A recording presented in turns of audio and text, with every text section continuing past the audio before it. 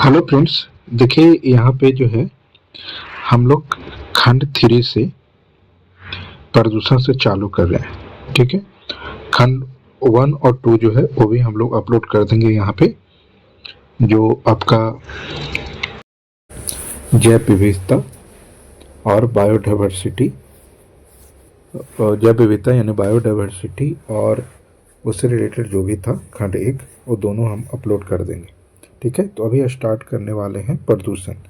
ठीक है, तो ये जो है आपका यूपीएससी पीटी और मेंस दोनों के लिए जो है इम्पॉर्टेंट है।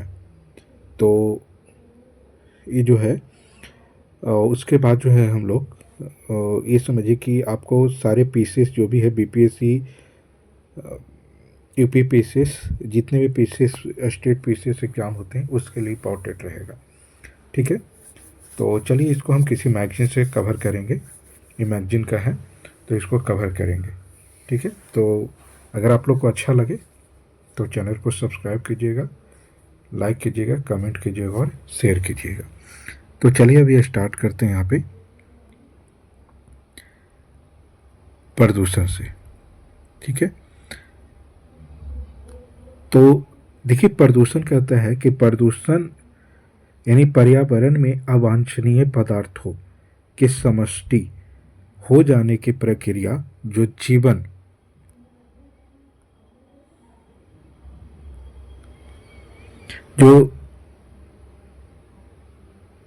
देखिए पर्यावरण में अवांछनीय पदार्थ अनवांटेड मैटर के समाविष्टि यानी मिल जाने की प्रक्रिया जो जीवन के सम्मुख संकट उत्पन्न करती है, प्रदूषण कहलाती है। ठीक है, पर्यावरण में जो है अनवांटेड पदार्थ जो मिल जाती है, जो जीवन के लिए संकट उत्पन्न करता है, उसे प्रदूषण कहते हैं। ठीक है, पर्यावरणीय प्रदूषण के लिए उत्तरदायी अभिकर्ता यानी प्रदूषक कहलाता है। ठीक है, पर्यावरण के प्रदूषण के लिए उत्तरदायी जो अभिकर्ता है उसे प्रदूषक कहलाते हैं। अर्थात ऐसे भौतिक, रासायनिक या जैविक तत्व जो मानव सहित संपूर्ण जीव समुदाय को प्रत्यक्ष या परोक्ष रूप से जो है दुष्प्रभावित करते हैं, प्रदूषक कहलाते हैं। प्रदूषकों को कई आधारों पर वर्गीकृत किया जा सकता है। स्रोतों के आधार पर प्रदूषक को प्राथमिक और द्वितीयक प्रदूषण के रूप में विभाजित किया जा सकता है। वैसे प्रदूषक जो है अपने मूल स्वरूप में हो, पर्यावरण में विद्वान रहते हैं, प्राथमिक प्रदूषण कहलाते हैं। कहता वैसा प्रदूषक जो अपने मूल रूप में ही पर्यावरण में विद्वान रहते हैं, प्राथमिक प्रदूषण कहलाते हैं। अर्थात वे जिस रूप में उत्पादित होते हैं उसी स्वरूप में बने रहते हैं। जैसे बात कर ले plastic, carbon dioxide, carbon monoxide इत्यादि। वैसे प्रदूषक जो प्राथमिक प्रदूषक की आपसी अंतःक्रिया के आधार पर निर्मित होती है, द्वितीयक प्रदूषक कहलाते हैं। जैसे ozone, nitrogen dioxide, sulphuric acid और पेरोक्सी एसिलिट्राइटेट पैन इत्यादि जो है द्वितीयक प्रदूषण कहलाते हैं। वर्गीकरण का दूसरा आधार जो है प्रकृति में प्रदूषकों के अस्तित्व यानी एक्सटेंशंस को लेकर के है। इस आधार पर प्रदूषकों में मात्रात्मक और गुणात्मक स्तर पर विभेद किया जाता है। वैसे पदार्थ जो प्रकृति में तो पहले से ही व्याप्त है, किंतु उनकी मात्रा में वृद्धि हो जाने के कारण प्रदूषक में परिणत हो जाती है यानी बदल जाती है,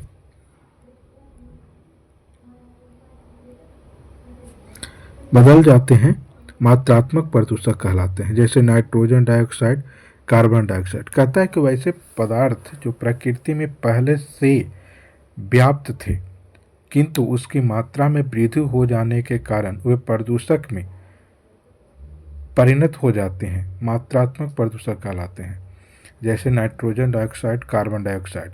वैसे प्रदूषक जो प्राकृतिक रूप से नहीं पाए जाते बल्कि मानव जनित होते हैं गुणात्मक प्रदूषण कहलाते हैं, जैसे कीटनाशक, डीडीटी इत्यादि।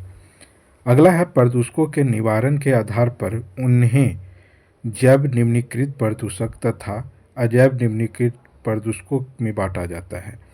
वैसे प्रदूषक जो सूक्ष्म जीवीय गतिविधियों के कारण निम्नीकृत हो जाते हैं उन्हें जैव निम्नीकृत प्रदूषक कहते हैं, जैसे कागज, सब्जी, फल इत्यादि। कहता है वैसे प्रदूषक जो सूक्ष्म जीवीय गतिविधियों के कारण निम्नीकृत हो जाते हैं उन्हें जैव निम्नीकृत प्रदूषक कहते हैं, जैसे कागज, सब्जी, फल इत्यादि।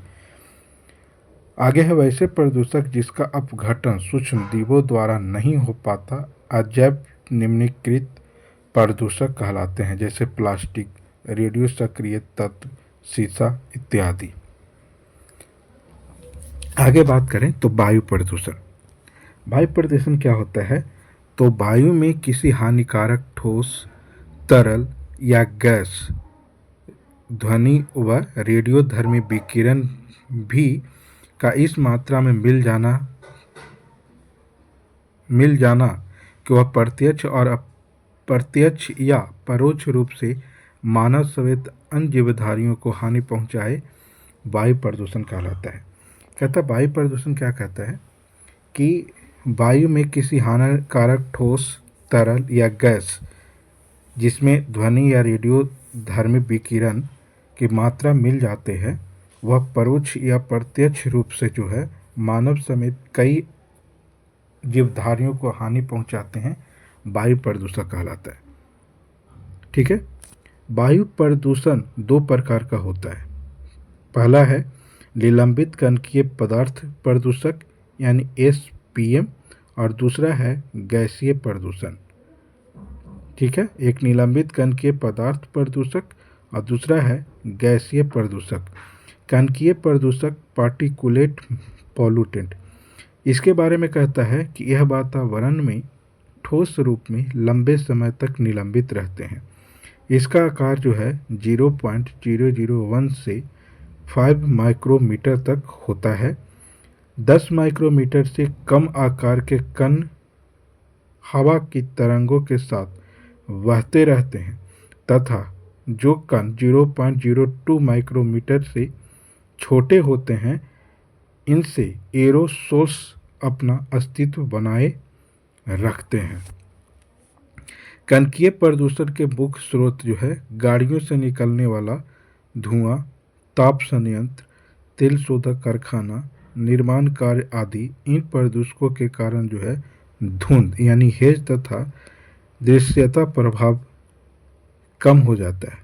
साथ ही ये प्रदूषक जो है फेफड़े व श्वसन प्रक्रिया को भी दुष्प्रभावित करते हैं।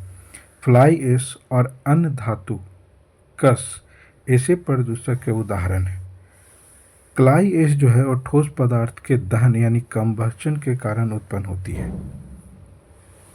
फ्लाई ऐश जो है यह ठोस पदार्थ के दहन से यानी कंबस्चन से उत्पन्न होती है। दरअसल ताप विद्युत संयंत्र या अन्य स्थान पर भी कोयले के जलने से, कोयले की प्रक्रिया से राख उप उत्पाद के रूप में जो है निष्कासित होती है। फ्लाई ऐश में सिलिका, एल्युमिनियम, लौह ऑक्साइड, कैल्शियम, मैग्नीशियम तथा अन्य विषैली धातुएं जैसे आर्सेनिक, कोबाल्ट, तांबा इत्यादि पाई जाती है। अगला है कि फ्लाई ऐश से वायु तथा जल तो प्रदूषित होते ही हैं, साथ ही यह श्वसन संबंधी समस्याओं को भी कारण बनती है। इसके अलावा यह जो है पत्तियों तथा मिट्टियों पर पूरी तरह से जम जाती है, जिससे वनस्पतियों पर नकारात्मक प्रभाव पड़ता है। हालांकि फ्लाई ऐश के कई सकारात्मक पक्ष भी हैं। इसका उपयोग निर्माण कार्यों में किया जाता है तथा यह सीमेंट का एक अच्छा विकल्प है, जिससे निर्मित ईंटें काफ़ी हल्की होती है। चूँकि फ्लाई ऐश भूमि की जलधारण क्षमता बढ़ा देती है, इसीलिए इससे फसल उत्पादन में वृद्धि भी हो जाती है। फ्लाई ऐश को इलेक्ट्रोस्टैटिक अवक्षेपक या अन्य कण निस्यंदन उपकरणों द्वारा जो है अभिग्रहण कर वायु में मिलने से रोका जा सकता है। गाड़ियों की गति को सहज बनाने के लिए पेट्रोल में टेट्राथाइल लेड का प्रयोग पराआघात एंटी नॉक एजेंट के रूप में किया जाता है। यही लेड गाड़ियों में धुएं के रूप में वातावरण में मिल जाता है तथा गैस के माध्यम से हमारे शरीर के अंदर भी पहुंच जाता है। लेड एवं अन्य धात्विक कण जो है लाल रक्त कणिकाओं के निर्माण में बाधा पहुंचाते हैं और बच्चे के मस्तिष्क पर बुरा प्रभाव डालता है। अगला है गैसीय प्रदूषक। ताप संयंत्र, मोटर वाहन इत्यादि के संचालन में ईंधन के रूप में पेट्रोल या डीजल का प्रयोग किया जाता है, जो कणकीय पदार्थों के साथ साथ जो है गैसीय प्रदूषकों के रूप में कार्बन डाइऑक्साइड, नाइट्रोजन के ऑक्साइड इत्यादि भी उत्सर्जन करते हैं। अगला है कि वायु प्रदूषण की निवारण और नियंत्रण। कहता है इंडोर वायु प्रदूषण भवन निर्माण के गलत तरीकों के कारण भवनों में वायु का संचार ठीक से नहीं हो पाता, जिससे वायु प्रदूषित होती है। दरअसल कमरे के अंदर के सामान जैसे फर्नीचर, कालीन, पेंट इत्यादि वाष्पशील कार्बनिक यौगिक यानी वोलाटाइल ऑर्गेनिक कंपाउंड VOC उत्पन्न करते हैं। इसके अतिरिक्त अस्पताल का कचरा भी जो है हवा में रोगाणुओं का प्रसार करता है। भीतरी वायु प्रदूषण के निराकरण हेतु आवश्यक है कि स्वच्छ ईंधन का प्रयोग किया जाना चाहिए। साथ ही ईंधन के रूप में वैसे ही लकड़ियों का उपयोग किया जाना चाहिए जो कम धुआं देती है, जैसे बबूल, एकेसिया निलोटिका। औद्योगिक प्रदूषण को कम करने के लिए जो है LNG जैसे स्वच्छ ईंधन का प्रयोग किया जाए तथा संयंत्रों में ऐसे मशीनों का लगाया जाए जो कम प्रदूषकों का निष्कासन करे, जैसे फिल्टर, स्क्रबर, इलेक्ट्रोस्टैटिक प्रेसिपिटेटर इत्यादि। फिल्टर कपड़े अथवा रेत इत्यादि के बने होते हैं जो गैस की धारा में ही ठोस कणों को फिल्टर कर हटा देते हैं। कम ताप के लिए सूती या सिंथेटिक कपड़े के बैग हाउस का प्रयोग किया जाता है तथा उच्च ताप 290 डिग्री सेल्सियस तक के लिए ग्लास क्लॉथ का प्रयोग किया जाता है। इलेक्ट्रोस्टैटिक प्रेसिपिटेटर बॉयलर, ताप विद्युत संयंत्र, सीमेंट फैक्ट्री इत्यादि जगहों पर उपयोग में लाए जाते हैं। ये आयनित कण से संबंधित प्रदूषण को कम करते हैं। तो यहाँ पे देखिए, यहाँ पे कार्बनिक यौगिक है जैसे कार्बन मोनोऑक्साइड और कार्बन डाइऑक्साइड। इसमें इसका स्रोत क्या है? तो जीवाश्म ईंधन का दहन या मोटरसाइकिल का उपयोग। हरित गृह प्रभाव श्वसन संबंधी समस्याएं होती है। उसी तरह सल्फर, औगिक, SO2 और H2S जो है यह ताप संयंत्र, रिफाइनरी और ज्वालामुखी विस्फोटक से उत्सर्जित होते हैं।